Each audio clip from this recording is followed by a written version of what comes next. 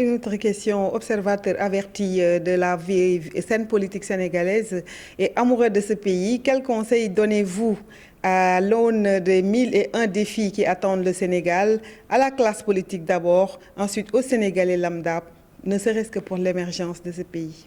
Alors moi d'abord, je me garderais bien de donner le moindre conseil. En français, comme on le dit toujours, voilà, les conseillers ne sont pas les payeurs. Mais moi je crois qu'ici, quand on vit au Sénégal, bien sûr, on ressent les difficultés de la vie. Moi, je ne reste pas au bord de ma piscine au Cap Manuel. Donc, je sais ce que c'est, encore une fois, pour certains, de ne pas avoir d'électricité, de ne pas avoir d'eau, d'aller au village avec une piste et que pendant l'hivernage, eh bien, la piste soit coupée. Mais ce qui me frappe, c'est cet esprit de combat, cet enthousiasme, cet esprit très positif, cette capacité à surmonter tous ces obstacles pour aller de l'avant. Donc ça, c'est très important. Donc vous avez un pays qui est un pays stable, qui est un pays sûr, qui est un pays démocratique, un pays qui attire des investisseurs. Vous avez des besoins considérables. Je pense que entre ceux qui viennent et ceux qui ont des besoins, il y a matière, je dirais vraiment, à travailler ensemble. Moi, la seule chose que je puisse dire, s'agissant de la France, c'est que la France, elle entend bien rester un partenaire très étroit du Sénégal. Nous avons confiance dans le peuple sénégalais, nous avons confiance dans les autorités sénégalaises, et nous pensons que la relation entre la France et le Sénégal, c'est une relation d'avenir. C'est une relation très forte, parce que, voilà, ce sont de vrais partenaires. On travaille ensemble. On le dit toujours, c'est Niofar. Bon, moi, mon regret, comme je le dis toujours, c'est de ne pas avoir appris plus le Wolof. Parce que, voilà, le Wolof, c'est pas seulement Niofar, évidemment.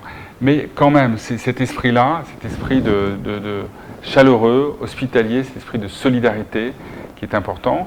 Et le Sénégal, qui connaît cette phase de croissance très forte, eh bien, va devoir à la fois gérer cette croissance très forte, ses besoins, ses changements. Ce n'est pas facile. Ce n'est pas facile, mais je pense que les fondamentaux ici sont très solides. Voilà, vous avez une société qui est stable, vous avez un État qui est légitime, vous avez des frontières qui sont sûres, et vous avez un consensus au sein de la population. Vous savez où vous voulez aller. Après, vous avez un débat démocratique, c'est normal.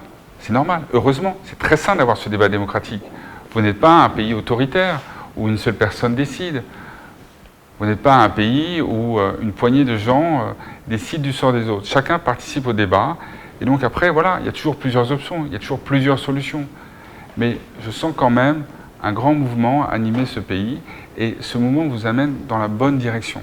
Il vous amène à avoir plus de prospérité et aussi plus de solidarité envers les uns et envers les autres. Et moi, ce que je peux vous dire, voilà, c'est que la France sera au rendez-vous. Elle continuera à accompagner le Sénégal aussi bien que possible. Ce n'est jamais parfait. Vous savez, la perfection n'est pas de ce monde.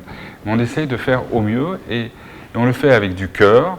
Moi, je vais partir ici, comme je dis souvent, Samarol, mon Gifi, si Sénégal, c'est-à-dire mon cœur reste ici au Sénégal. Parce que voilà, on ne peut pas vivre ici sans tomber amoureux de ce pays.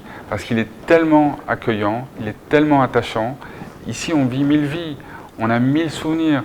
Et c'est des souvenirs qui sont très forts et qui vous permettent ensuite d'avoir cette confiance. Vous voyez les difficultés, vous voyez les besoins, et puis sur cette base-là, vous avancez.